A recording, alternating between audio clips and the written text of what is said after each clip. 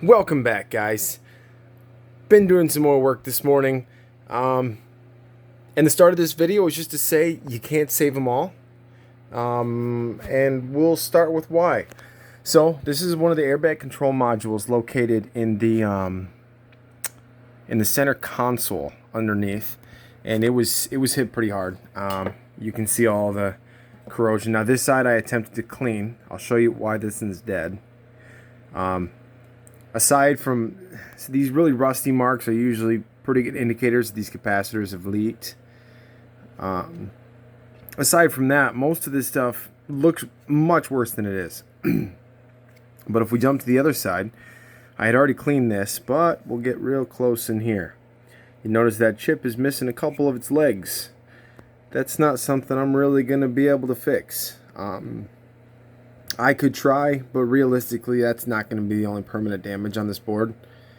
And SMD soldering isn't really my favorite thing to do in the world.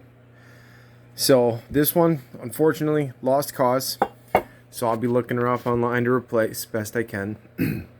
Something else I decided to do today, not nearly as important as any of the modules, but over here we have one of the under the seat subwoofers. Will I be able to save it? Unsure. So these come in a plastic housing underneath the seats. This thing had about a 1/4 inch of mud in the bottom. I had to wash the whole thing out. This is mounted to the floor, just like this under the passenger seat. And this area here vents out for the sub porting. Biggest problem with this and so far is, well, I got to get it dry. I took a toothbrush and carefully cleaned out all the mud, dirt, debris, but it is soaked, like soaked. But as long as nothing got into the magnets, depending on how they look, I might be able to save this. But if not, we'll order a new one, but I got to give it a shot. That's part of what this whole project's about. All right, we'll head out to the car now. Okay, now we're back out to the car. Let's give you guys the full update here, all right? Whoa, all right. This was a little more work than I expected to get to this point. All right, so we'll start here. I've already vacuumed out a bunch of water. Pulling the carpet out, definitely set a little more loose. I pulled this other speaker out. It's the one I showed you guys inside. This thing's probably full of mud too. As long as nothing metal or too much rust got around the magnets, I should be able to save those.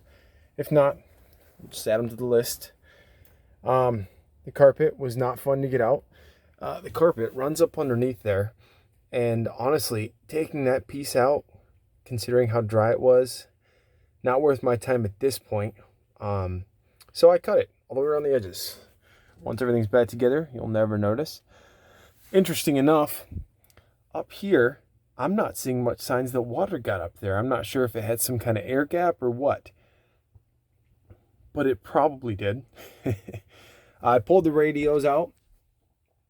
The radio itself, yeah, it's done. It's not going to be fixable. A lot of damage to it inside. Connected the hard drive to my computer, ran a couple of tests on it. It'll spin up, but you can't read anything off of it, so no surprise there. Radios are not very robust electronics. Something I'm very happy about so far is I didn't find any other electronics mounted on the floors. Thanks, BMW. In the past, they've been known for putting a whole bunch of control modules down here. In this space here, there's a giant foam block. You can see it on that side. So there's plenty of space to put components if you want to.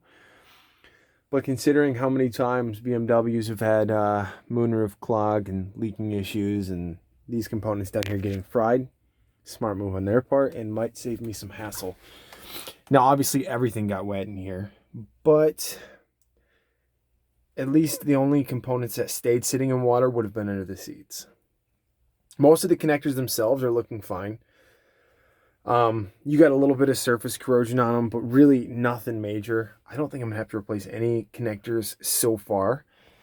Even the ones up in here, a lot of the video connectors that run to the back, they seal themselves really well. I'm not sure what kind of connectors they are, but I'm talking about these guys here. This is one of the video connectors. I don't really know the name of it, but I'm going to look into it a little more. That leads up to where the screen was here. The screen itself, the board looks okay.